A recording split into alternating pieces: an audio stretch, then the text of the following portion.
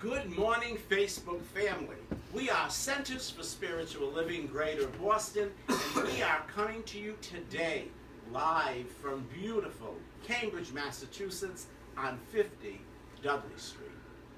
My name is Reverend Ed Tansey, and I, along with Reverend G. Stewart, are privileged and honored to be the co-founders and spiritual leaders of this wonderful spiritual family we have here.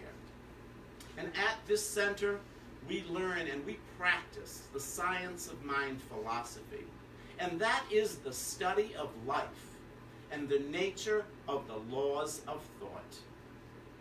I invite you to visit our website, cslboston.org, to find out more about our spiritual family, this phenomenal, amazing philosophy called the science of mind, and see how our community can help serve you. And if you are being spiritually fed by our message this morning, you can include us in your prosperity circulation or tithing practice with your tax-deductible contributions that you can make right online by clicking that button.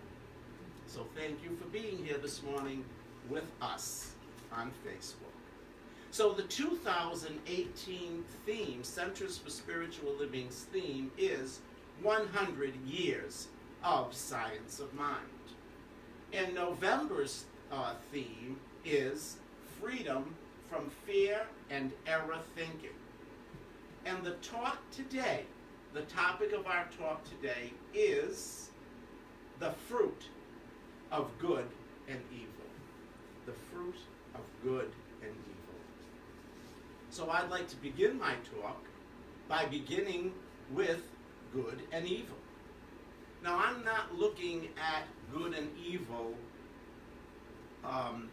in the moral or the ethical sense. I'm referring to good and evil as the ability to choose to live one with God or to turn our backs on the spiritual reality and live by our human capacities alone. So that's the angle that I'm coming from today. So remember this, and I quote from Living the Science of Mind, that the origin of evil is in the human mind. It's in the human mind. So you see that belief in hell or purgatory or the devil, etc., has its origin in the human mind and nowhere else. Absolutely nowhere else. And it really would, I believe, behoove us all to realize that, and this came from Living the Science of Mind, evil is never a thing in itself or of itself. It is merely a limited use, or perhaps a misuse of a creative power, which is complete and perfect within itself. So now this creative power that we're talking about, that we have all within us, is here so that each of us may express in our own individual, unique ways. It is the self-expression that really leads to one's self-awareness. I'm going to repeat that. I think it's really important. It's this self-expression that leads to self-awareness. So, within this creative process, people, this creativity, as one expresses it in his or own unique expression, that a fuller channel for the expression of the Supreme Spirit, the universe, or God is expressed. It is expressed and represented for all of us to bear witness to. And I quote this from Living Without Fear. Rep G, thank you. My technical support this morning, thank you. That man is an individualized center of God's conscious life. Man is the outcome. Man is the outcome of God's desire to express himself as individuality. So you see, through one's expressions that are so unique and individualized to oneself, there is the moment where self-consciousness develops self-awareness. So this idea that we have of good and evil represents the inevitable, as we call, dualism that is part of the physical manifest universe. And this is the only way self-awareness is achieved. It's the only way we achieve self-awareness. So the story of the Garden of Eden and the eating of the tree of knowledge of good and evil came to mind here. As I stated earlier about the moment where consciousness develops self-awareness, in the story, it's the moment of the eating of the tree of knowledge of good and evil. That moment right there is where consciousness develops self-awareness. Now, from Dr. Petra Wells's notes, I quote the following: "The only way the one can express itself is to create a sense of separation and individuate itself into individualized expressions of itself. Without self and others, there is no sense of self. Hence the nakedness in the story."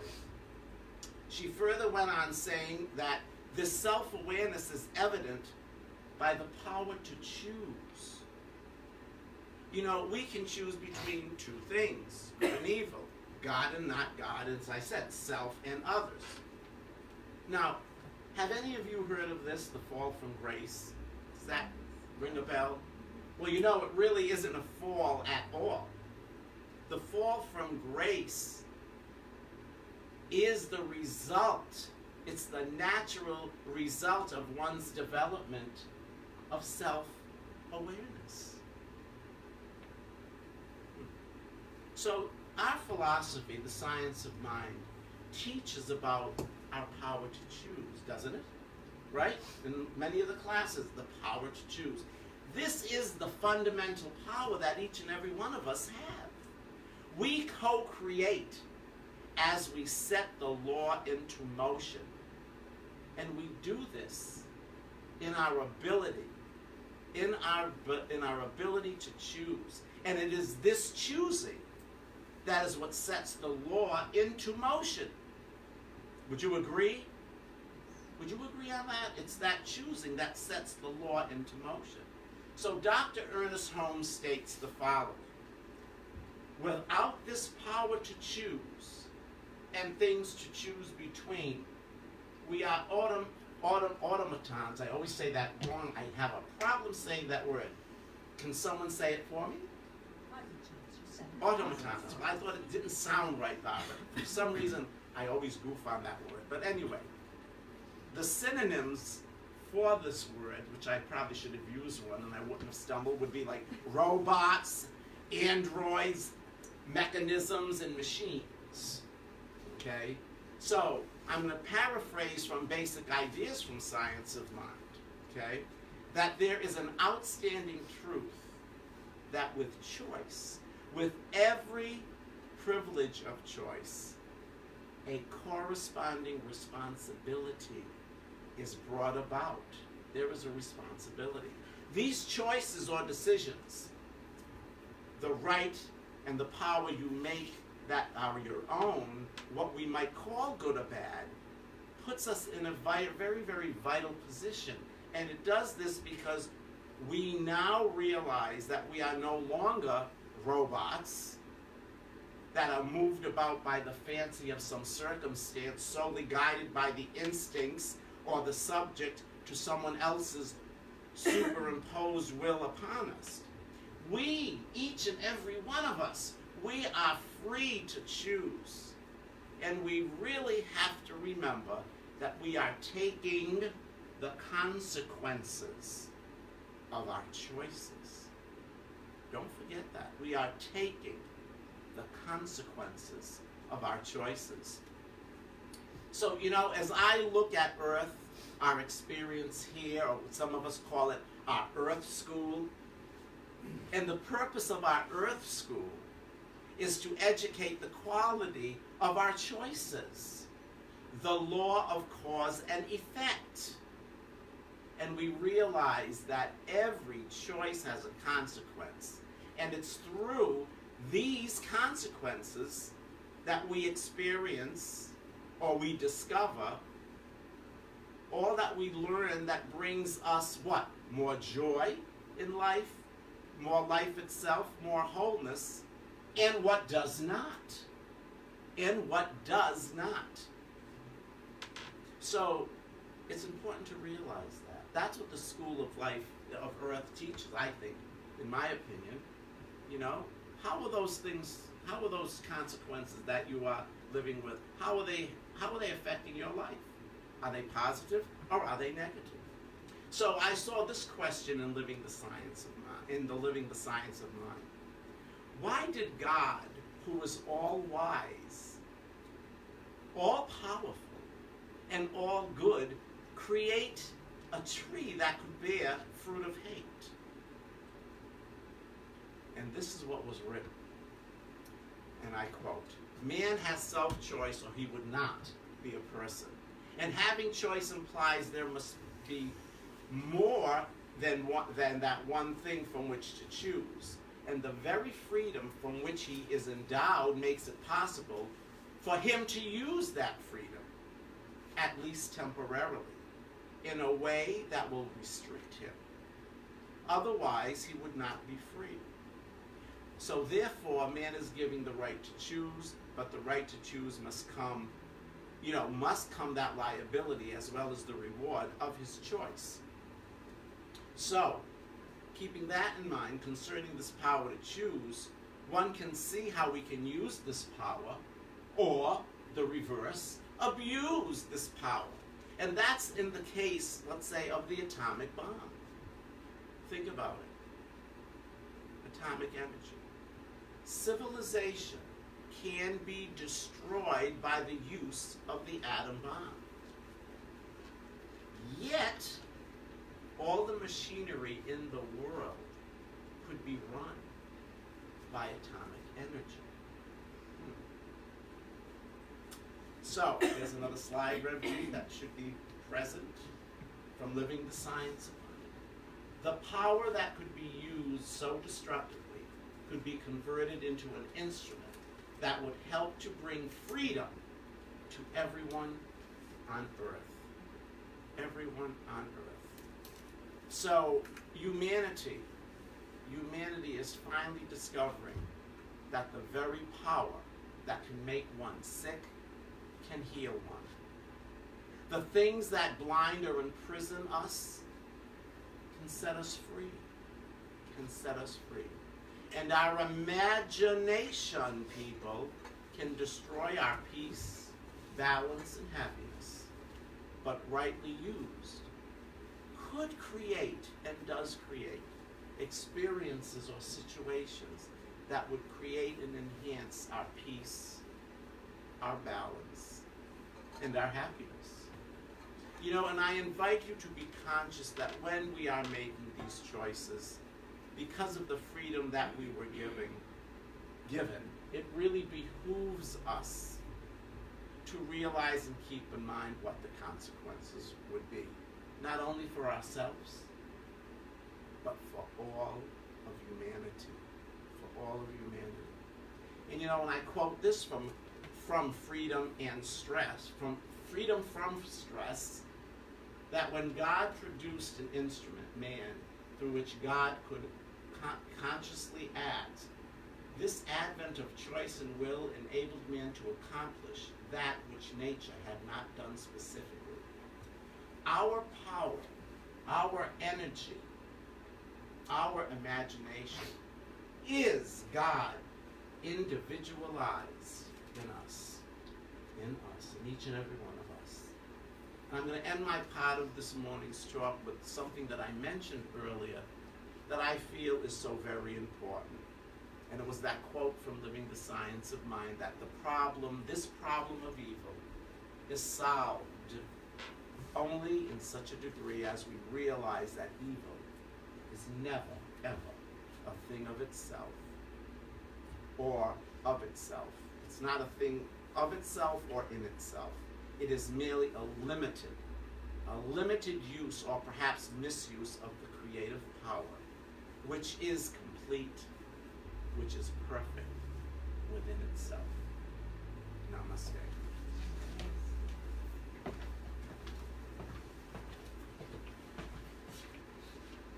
Thank you, Rabbi. That was wonderful, and I want to just follow it up. My intention this morning is to follow it up with my take on the three things. So what I'd like to talk about today is I would like to talk about evil according to science of mind, because it's always good to know what Ernest has to say about it. You know I love Ernest, so I'm always going to quote him when we talk about him. The metaphysical look at Adam and Eve, which we got a little taste of, but I want to give you a little bit more, because I think it's always good to see those metaphysical interpretations of things. And then just talk about how the law is neutral, because we know that that's the power we have to recognize, that the law is doing all these things. So in the New Thought Dictionary, Ernest Holmes states this about evil: a term used to imply the opposite of good. Evil is not a thing in itself, but is an absence of what is felt to be good or pleasing, as darkness is an absence of light, and death is an absence of life. So you see, it's two sides of the same coin. This term is usually linked with the idea of negation or destruction, though these forces in themselves are not really bad. What appears to be destruction at times is only a vehicle for change. The term is entirely relative. What might seem evil to one man might be seen as good to another. And that again comes from the New Thought Dictionary on page 40, which I love that little book. If anyone's ever seen that little pink book, it's the greatest little book. If you ever want to have something to help get metaphysical ideas of what things you look up and you see, it's a great book for that. I like to refer to evil in the individual. When we talk about a person who's, we hear this so often in the news, especially right now. We hear a lot about this evil, this evil person, this evil being. For me, when I think of a person who is appearing as evil, it is to me a sense of that they are experiencing an extreme sense of separation. An extreme sense of separation. And that to me is like, so it's someone that believes that they are not connected in any way with the universe or anything or anyone. There's such a disconnect there. A disconnect of the true divinity of who we are as one, as a family of the divine, right? So for me, that's what it feels like. It's someone that believes that they are not connected to anyone, anything in the universe. In this place, it is extremely easy to be completely unaware of our humanity. Would you agree? If I'm in that place of separation, we've all experienced it, I know. At some point in our life, we've experienced that place. So, how can you believe in humanity when you're that disconnected? So that's a part of this idea of evil. When you hear evil, that's what comes to mind for me. It's someone who's experiencing this amazing separation from everything, which is just so sad. Because we really need to come together and realize our oneness, right? That's what we're doing here. That's what we do in this community. And that's what we bring into the world. As we do it here, we bring it into the world, do we not? Because I can't help but bring it into the world if I'm doing my work, right? Because I have to do my work. So you can often see an individual in this experience blaming everything outside of themselves for their difficulties. Isn't that interesting? We see that in the world right now, don't we? That everything is blame and shame. It's all somebody else that did it. It's somebody else who made me do it. You caused me to do that. And it's forgetting our self-responsibility, which Revet talked about.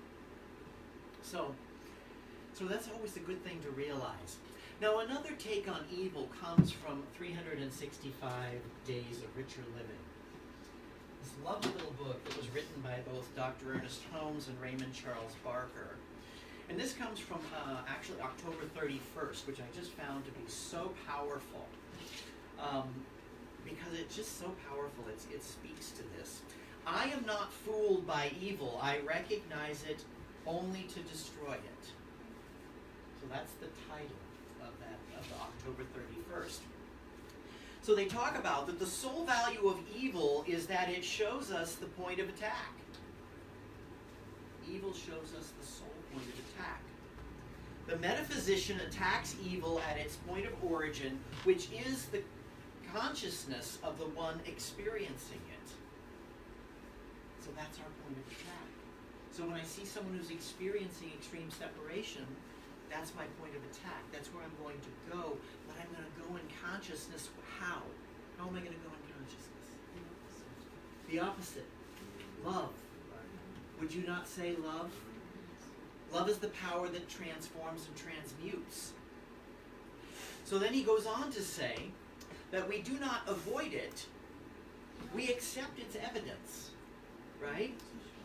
For then we know how to treat it.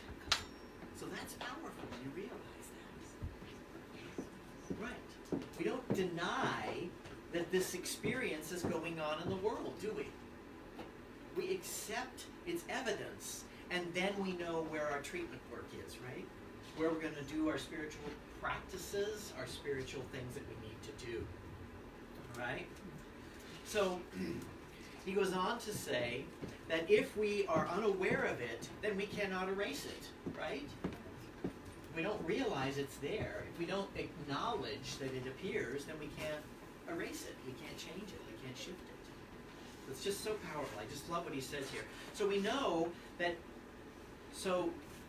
we know that God is omnipotent and that evil has no power to confuse us except as we believe in it. Right? It's done according to our belief, right? Everything that we experience in our life is something that we're believing. And we have to look at that belief. And if we need to change it, we can do that. So this is all talking about using evil as a power to shift.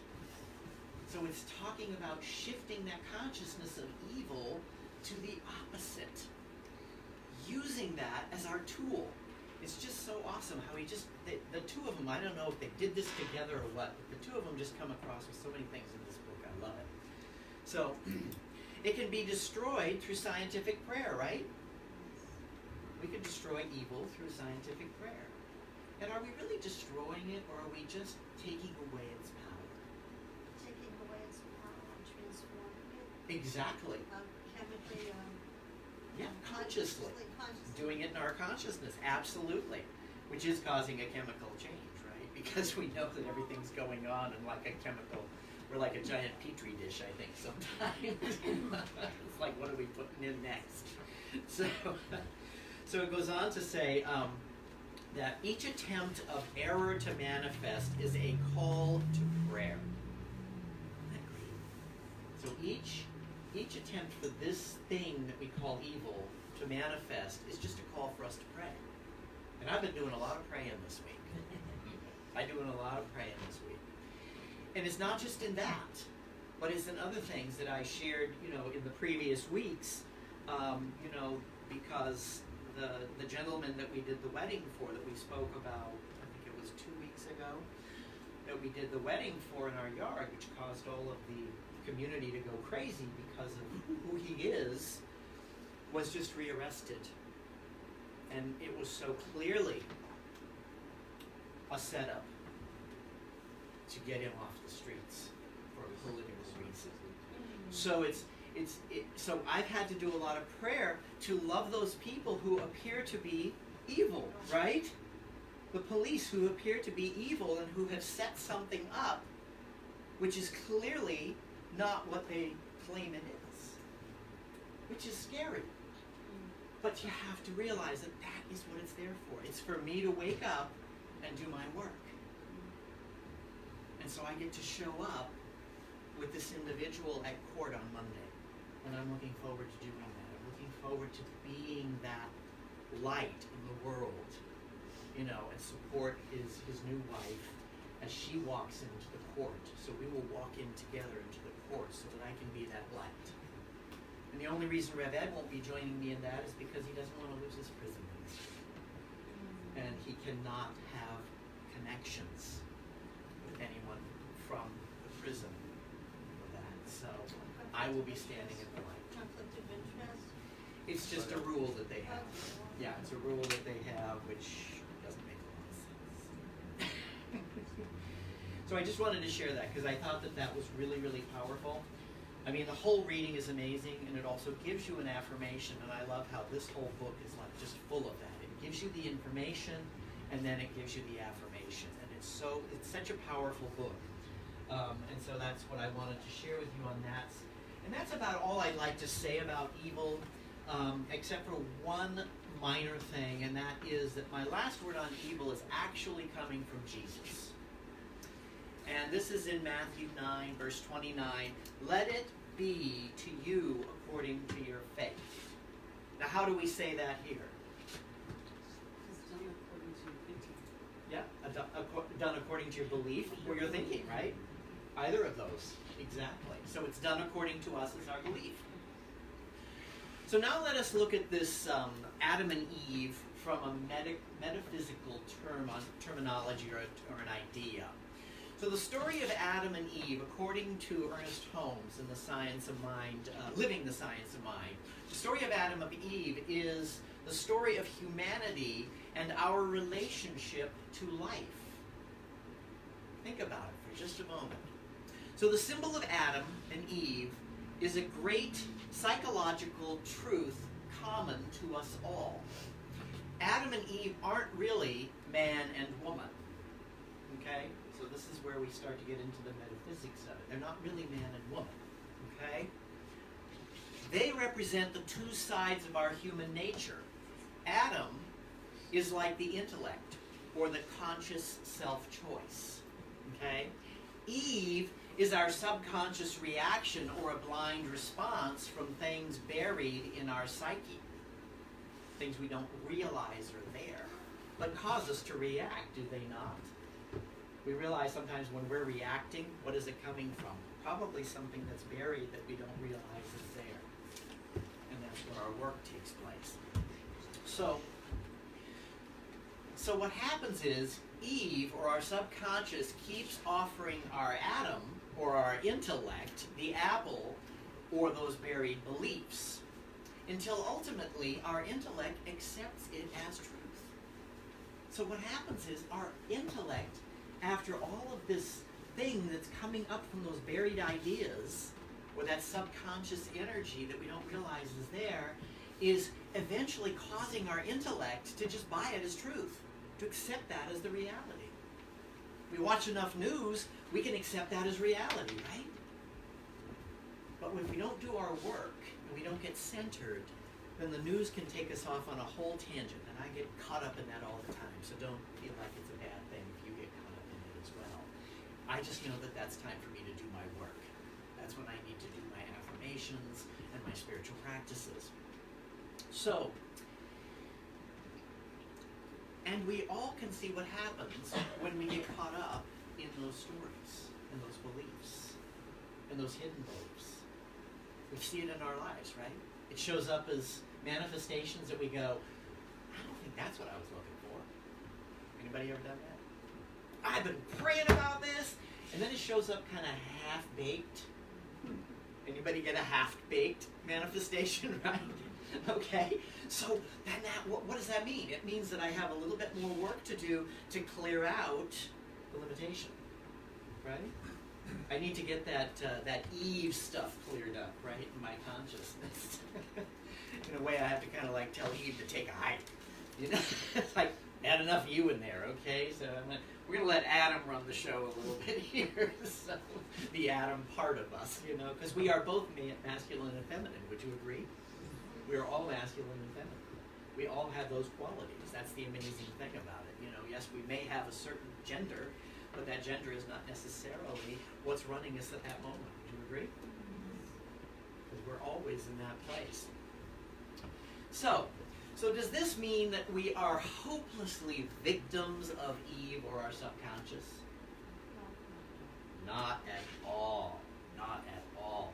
We have the power, right? We have the power to do our spiritual practices, to reveal what it is that may be limiting our experience, right?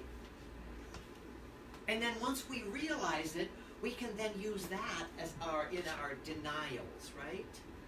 And when we talk about denials, I'm not talking about denying that it exists, because if we're experiencing it, it exists. Would you agree? If I got a pain, I'm experiencing it, it exists. I'm in pain right now, right? But the truth behind that pain is perfection and wholeness and completeness and freedom from pain. Would you agree? So that's where we can take this story and use it to our advantage. We can realize that behind that pain is something that's going on. Do our spiritual work, clear the limited idea, and step into the truth of what we want to experience. Right? Isn't that what we're trying to do in our lives all the time? So this is where, once we get to this place of realizing that we can shift this, that we have the power to shift this, to change this, to bring about what we desire, this is where the story of the salvation of the Christ comes in, right? And I ain't talking about Jesus saves, okay? I'm not talking about Jesus as our Savior. Instead, I'm talking about recognizing the divine at the center of all of humanity. That's what Jesus' story is the recognition that God is within, and therefore if it's within me, it has to be within you, right? Because we all, what happens when we cut ourselves? What color do we bleed? Red. So we are all one.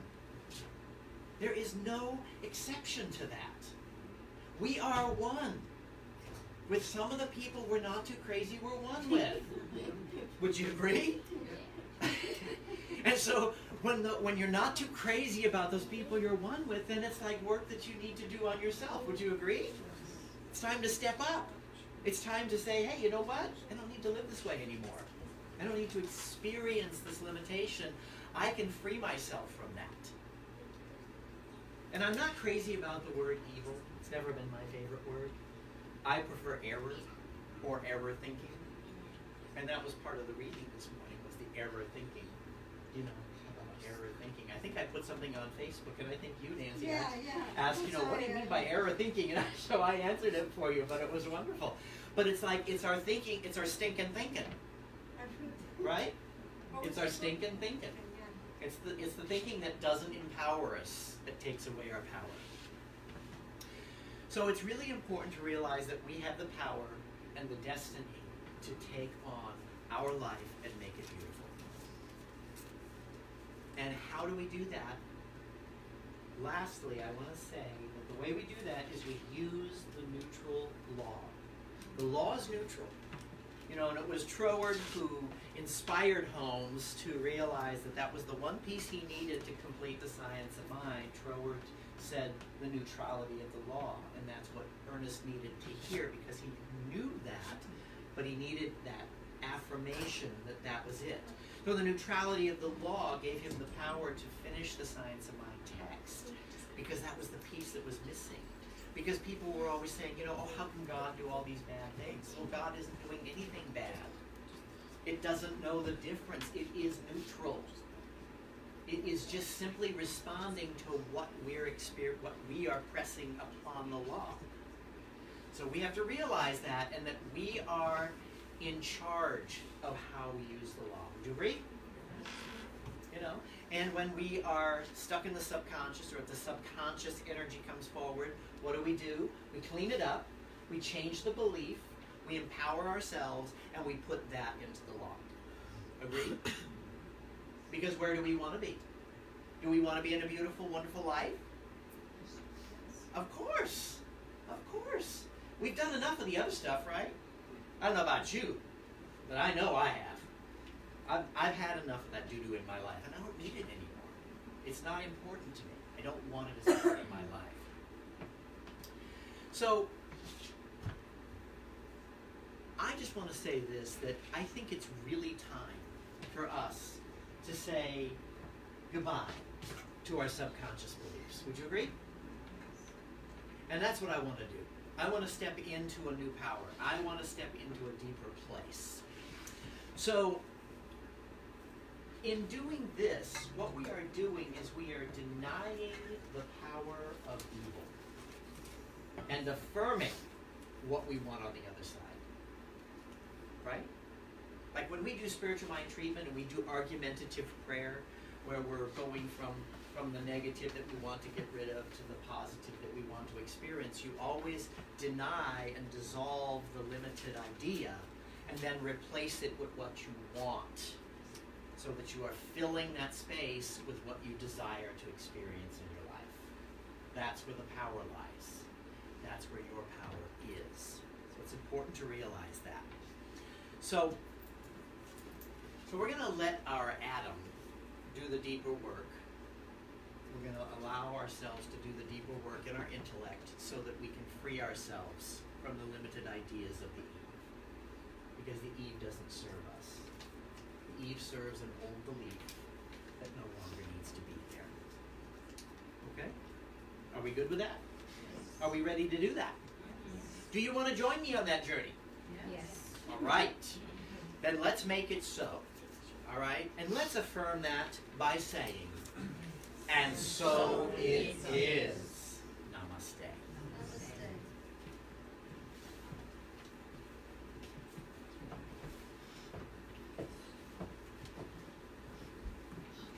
Let us center ourselves in truth. Let's get as comfortable as we pray together. And I declare my word. I speak my word today knowing the power in it.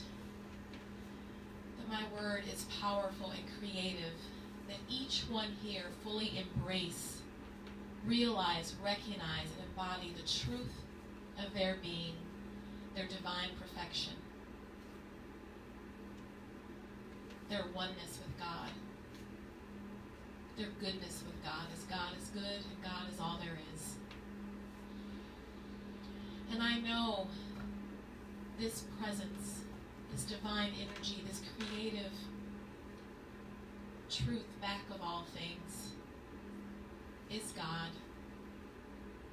who I also call Spirit, the one, first cause. God is love. God is truth.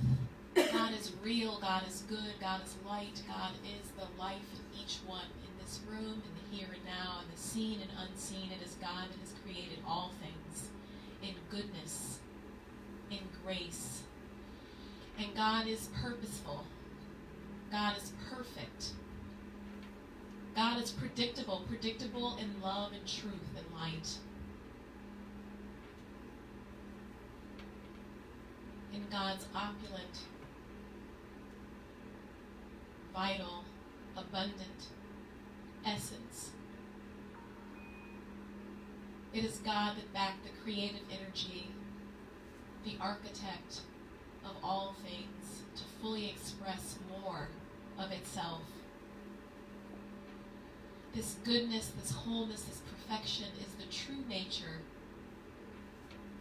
of me. As I am one with this creative, beautiful energy, I'm one with this source, I'm one with God. God is in me, through me, and is me as me. And I am perfect, I am powerful, I live, move, and breathe in divine perfection as the divine idea created in the mind of God to fully express more of itself in the unique way that only I can. I live, move, and breathe in the power of God, in the authenticity of God, as God is the essence of authentic. I live, move, and breathe in integrity, spiritual integrity, knowing the nature of myself, one with the one, as this is what God intended. As I know this is true for me, this is true for each one here present in the here and now, in this room today, and this is true for all of humanity. all sentient beings. Each one here is backed by a power greater than the third dimension. Each one here is backed by an essence, by a source that intended for goodness and love and light and grace and creativity. Each one here has the mind of God and lives with this mind. Each one here has the heart of God, the creativity of this essence. Each one here has the gift of power, of choice, and walks and moves and breathes with spiritual dominion. And knowing this, I proclaim, I declare that each one here in the here and now in this room embraces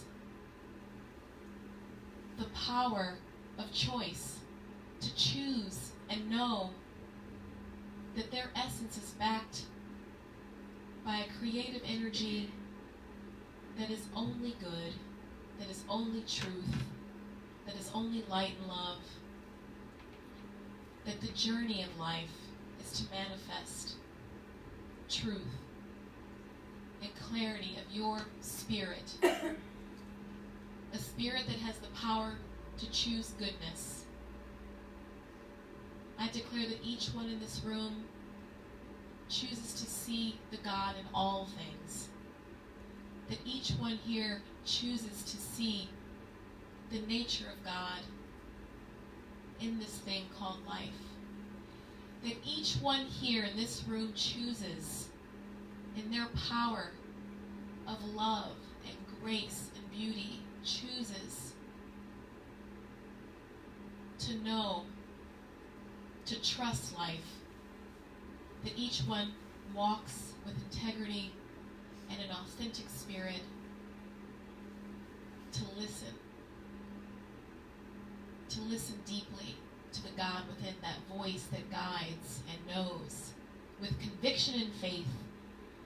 That each one chooses to listen to that God within and act in life-giving choices, and choices that bring a full-on expression of your each spirit, of the spirit within, to fully express more.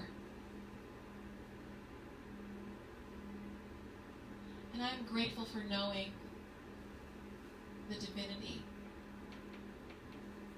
the purity, the perfect divine essence of each one here now in this room. I'm grateful to witness the light and the love and to feel the energy of the truth back of all things. I'm grateful for the power of choice. I'm grateful for freedom. I'm grateful for life. I'm grateful, so grateful for the divine courage to trust, jumping into life, jumping into possibility, jumping into God, knowing that the hand of God guides each one here in this room in all ways. And I release the power of this word into the law, knowing that all is done. All is done in the mind of God. All is done in the here and now. I declare it, that all is done in goodness, in wholeness, in perfect order, in perfect peace, and in perfect divine perfection. And together we say, and so it is.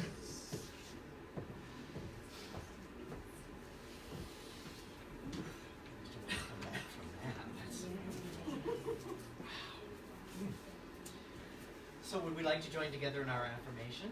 Yeah, Yes. So this comes to us from our beloved Maria McAuliffe, a newly licensed practitioner.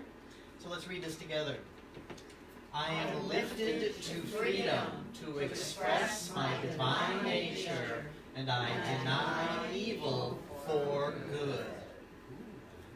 Let's do that again. I am lifted to freedom to express my divine nature, and I deny evil for good. That works in both ways, doesn't it? I deny evil for good, and I deny evil for good. It works both ways. I love it. I wonder if Maria knew. I'll have to ask her.